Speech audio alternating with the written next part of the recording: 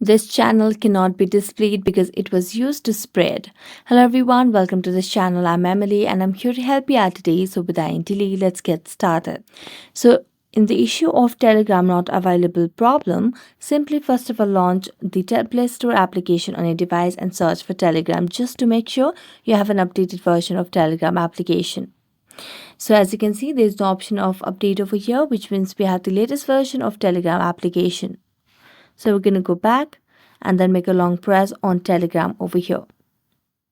Here, tap on App Info, and as you tap on App Info, it will lead us to a new page where you can see the option of Clear Data.